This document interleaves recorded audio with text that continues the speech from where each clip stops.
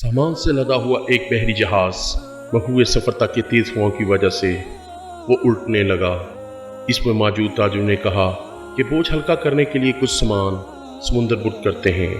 ताजुर ने मशवरा करके तय किया कि सबसे ज्यादा सामान जिसका हो वही फेंक देंगे। जहाज का ज्यादातर लोड एक ही ताजर का था। इसने इतराज किया कि सिर्फ मेरा सामान ही क्यों, सबके माल में से थोड़ा थोड़ा फेंक देते हैं। उन्होंने जबरदस्ती इसने ताजर को सामान समेत समुद्र में फेंक दिया। कुदरत की शान कि समुद्र की मौजें इसके साथ खेलने लगी। इसे अपनी हलाकत का यकीन हो गया। जब होश आया तो क्या देखता है कि लहरों ने इसे साहिल पर फेंक दिया है।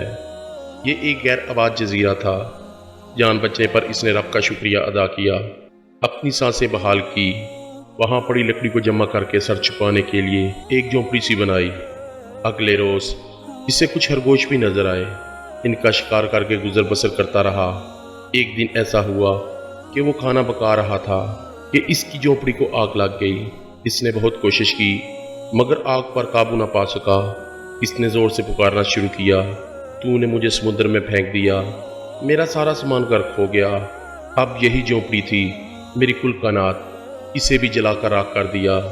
अब मैं क्या करूं? ये शिकवा करके वो खाली पेट सो गया। सुबह जगा तो अजीब मंजर था। देखा कि एक कश्ती साहिल पर लगी है और मलाह इसे लेने आए हैं। इसने मलाहों से पूछा कि तुम्हें मेरे बारे में कैसे पता चला? उन्होंने जवाब दिया।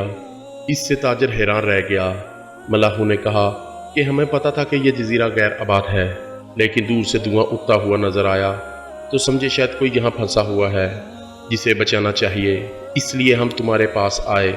फिर ताजर ने अपना पूरा किस्सा सुनाया तो मलाहों ने यह कहकर इसे मजीद हैरान कर दिया कि जिस जहाज से तुम्हें समुद्र में फेंका गया वो आगे जाकर गर्क हो गया।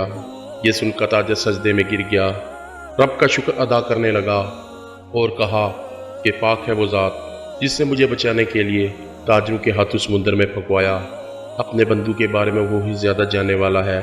हालात जितने भी सख्त हो जाएं, अल्लाह की रहमत से मायूस न हो। हर हाल में अपने रब पर भरोसा रखिए। जज़ाकल्लाह।